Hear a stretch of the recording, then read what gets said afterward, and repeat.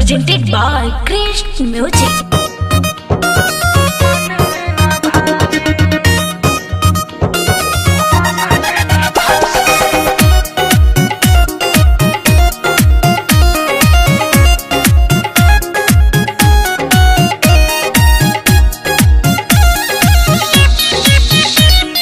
काहो करे जा का हाल बावे तोहरा सिवा कुछ मन न भावे।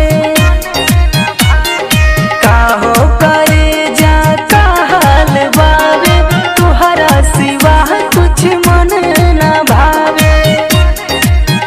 अरे हमरो तो भइल बावे बेचैनी हो, हमरो तो भइल बावे बेचैनी, मिले खातिर तू आ जइतो गावे।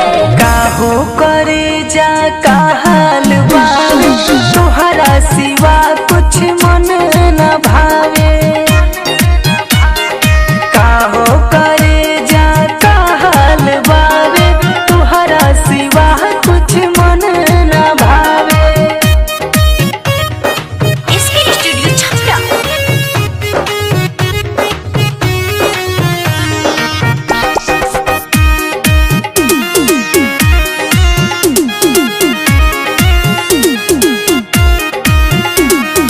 तोहरा सिवा खाना निक न लागे।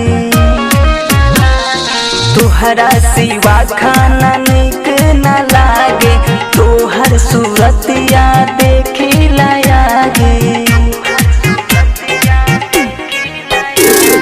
तोहरा सिवा खाना निक न लागे, तोहर सूरतिया देखिला आगे।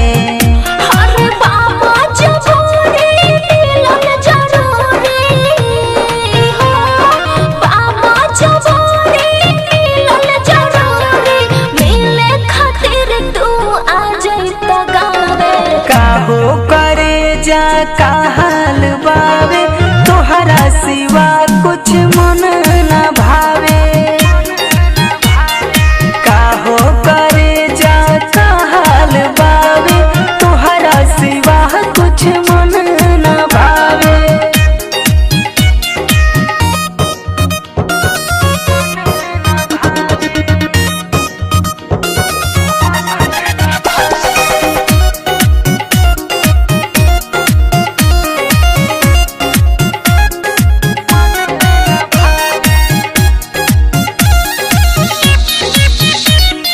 लागोता कहीं ना हमार